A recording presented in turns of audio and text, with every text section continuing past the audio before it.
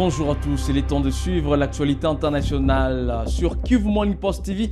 Bienvenue à suivre ce numéro de ce 18 novembre 2025.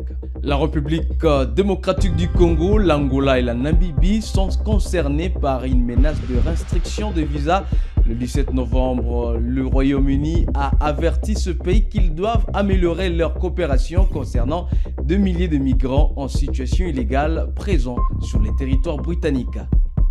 Londres a menacé lundi 17 novembre de restreindre l'octroi de visa à 3 pays africains qui l'accusent de ne pas coopérer suffisamment pour réadmettre leurs ressortissants en situation irrégulière, une mesure incluse dans la vaste réforme migratoire qui dévoilera dans la journée les gouvernements travaillistes.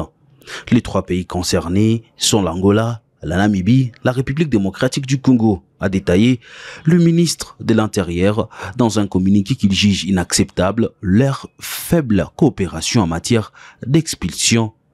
Ces 3 pays ont un mois pour améliorer les choses, a prévenu le secrétaire d'État à l'exil et à la sécurité des frontières, Alexandre Norris, sur la chaîne Sky News lundi 17 novembre. Le Home Office fait valoir que des milliers de migrants en situation illégale originaires de ces pays sont actuellement au Royaume-Uni.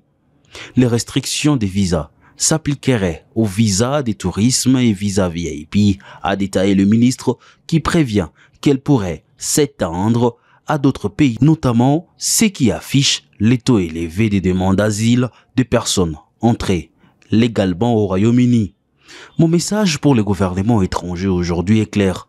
Acceptez les retours de vos ressortissants ou vous perdrez le privilège de pouvoir entrer dans notre pays, a prévenu le ministre de l'Intérieur, Shabana Mohamed, cité dans les communiqués.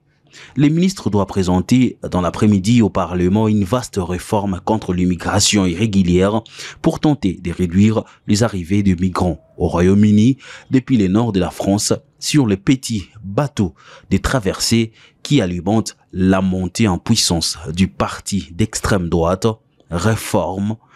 Parmi les mesures déjà annoncées figure la réduction de la protection accordée aux réfugiés qui s'est renforcée de rentrer dans leur pays d'origine dès qu'il sera jugé sûr, et la suppression de l'accès automatique aux aides sociales pour les demandes d'asile. Le gouvernement attend également accélérer les expéditions avec le passage d'une loi qui encadrerait le recours à la Convention européenne des droits de l'homme. Depuis le 1er janvier, 39 292 personnes sont arrivées au Royaume-Uni à bord de petites embarcations, un chiffre qui dépasse celui de l'année 2024, 36 816. Les demandes d'asile, elles, ont augmenté 18% en 2024, alors qu'elles baissent de 13% dans l'ensemble de l'Union européenne sur la même période.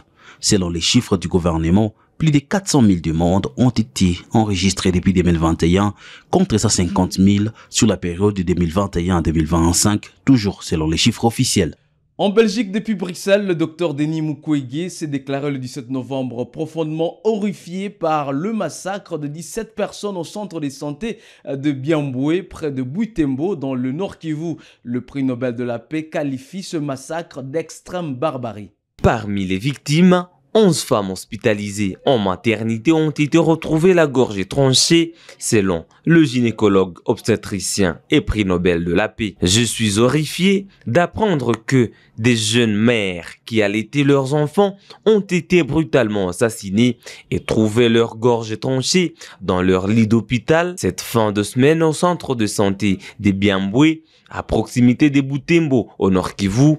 Sur les 17 personnes massacrées, 11 étaient des femmes en séjour à la maternité, a déclaré Denis Mukwege. Le médecin congolais a fermement condamné ces violences qu'il qualifie d'actes d'une barbarie extrême.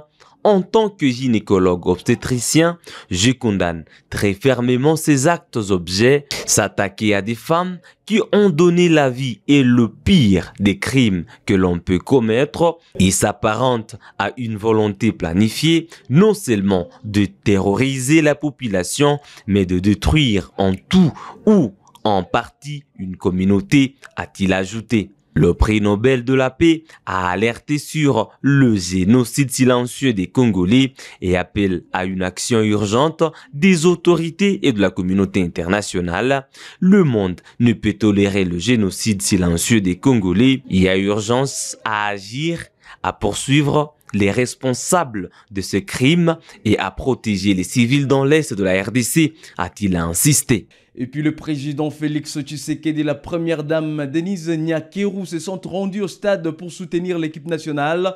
En présence de plusieurs autorités, le chef de l'État a salué les athlètes et remis le drapeau national au capitaine Chancel Mbemba. Il les a encouragés à persévérer pour se qualifier à la Coupe du Monde 2026.